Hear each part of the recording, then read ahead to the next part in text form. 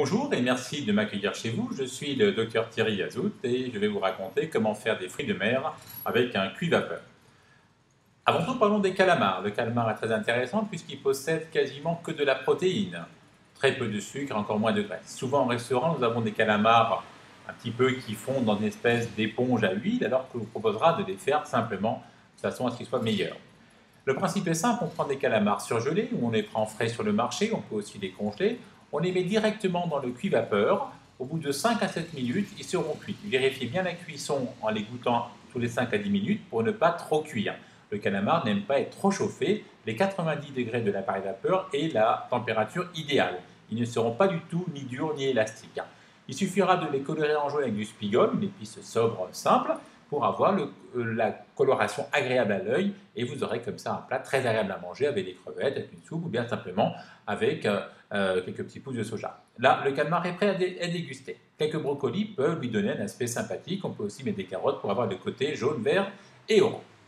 Autre façon facile de faire des fruits de mer, les écrevisses. Vous les achetez sur le marché, elles sont souvent vivantes, vous les posez dans la vapeur, elles bougent encore, au bout de quelques minutes, elles sont orangées, il n'y a plus qu'à les déguster avec une purée d'ail, voire une pomme de terre vapeur.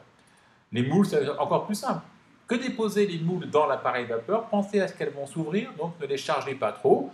Elles s'ouvrent rapidement, il n'y a plus qu'à les déguster. Alors faites moitié par moitié pour pouvoir avoir des moules chaudes à l'apéritif, par exemple. Ou bien vous les mettez dans un plateau et vous les passez quelques instants au four, au grill, pour avoir le côté un petit peu chaud et agréable.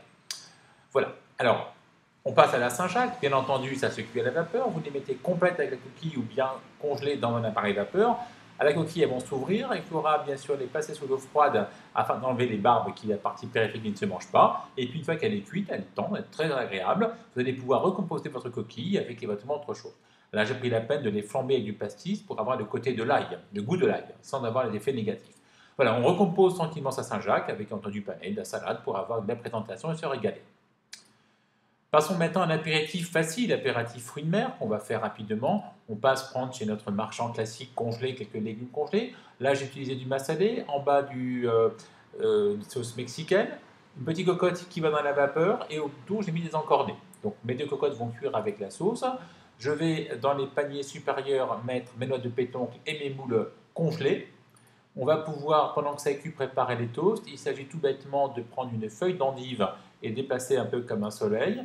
De là, vous pourrez, avec une petite pince, déposer les moules une par une sur les feuilles d'endive. Mon plat d'encornet est prêt. Je passe quelques instants mes petites Saint-Jacques, mes coquilles de Saint-Jacques en fait, à la vapeur, ma pétoncle, pardon. Et puis, mes crevettes congelées rentrent directement dans le cuit-vapeur. Elles sont dans le bel orangé. On va pouvoir directement les flamber comme tout à l'heure au pastis, sur le côté de l'ail. Et votre apéritif est prêt. Voilà, de quoi se régaler avec que des protéines, un appareil vapeur. On évitera les cacahuètes, pistaches, chips et toutes les choses qui vous font grossir bêtement et qui sont moins bonnes pour votre santé. Voilà, mon assiette. J'espère que ces recettes vous ont plu. En tout cas, j'ai eu plaisir à vous les raconter. N'hésitez pas à me retrouver sur mon site. Chaque semaine, il y aura une nouvelle recette et des conseils pour avoir l'aliment, santé, vitalité, minceur. Je vous remercie. À bientôt.